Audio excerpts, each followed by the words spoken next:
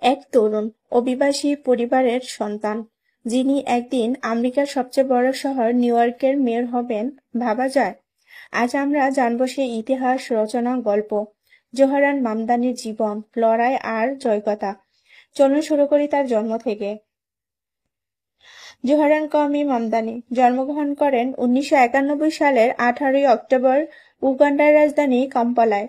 তার বাবা মোহাম্মদ মামদানি একজন বিশিষ্ট সমাজবিজ্ঞানী ও অধ্যাপক, আর তার মা মিরানের আন্তর্জাতিক খ্যাতিসম্পন্ন ভারতীয় চলচ্চিত্র পরিচালক। ছোটবেলায় পরিবার সহ তিনি দক্ষিণ আফ্রিকার কেপটাউনে কয়েক বছর কাটান। এরপর তাদের পরিবার চলে আসে নিউ ইয়র্কে। এ অভিবাসী জীবনের বৈচিত্র্য জোহরানের দৃষ্টিভঙ্গিকে গড়ে তুলেছে। জাতি, ধর্ম, শ্রেণী এসবের ঊর্ধ্বে মানুষকে দেখার শিক্ষা তিনি এখানেই পেয়েছেন।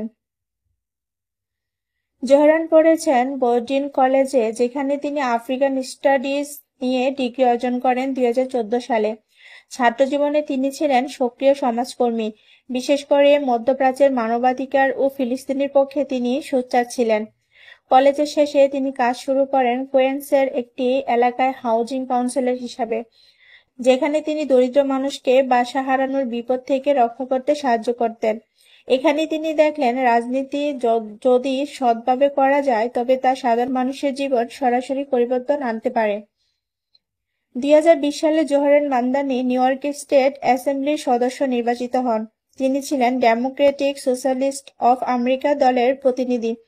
তার জনপ্রিয়তা দ্রুত বাড়ে কারণ তিনি সাধারণ মানুষের সমস্যার পাশে দাঁড়াতেন, বিশেষ করে বাড়ি ভাড়া, পরিবহন ও কর্মসংস্থানের ইস্যুতে। তিনি free bus service, rent control এবং শ্রমিক অধিকার নিয়ন্ত্রণে কাজ করেন। রাজনীতিতে তার এই সৎ অবস্থান ও নির্ভীক বক্তব্য তাকে তরুণদের মধ্যে অনুপ্রেরণার প্রতীক করে তুলেছে। 2025 সালে 4 নভেম্বর নিউ ইয়র্কের সিটির ইতিহাসে এক নতুন অধ্যায়। জোহরান মামদানি মেয়র নির্বাচনে জয়ী হলেন এবং হয়ে গেলেন শহরের প্রথম মুসলিম ও দক্ষিণ এশীয় বংশোদ্ভূত মেয়র।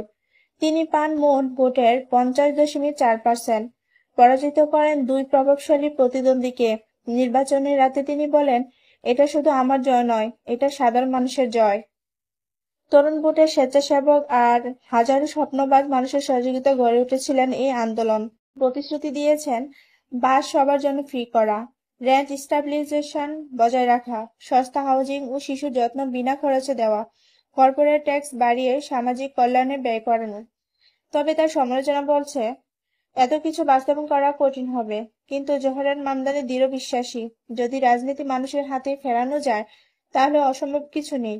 এই গল্প আমাদের শেখায় কোনো স্বপ্নে ছোট নয়, যদি তুমি সত্যি মানুষকে ভালোবাসো।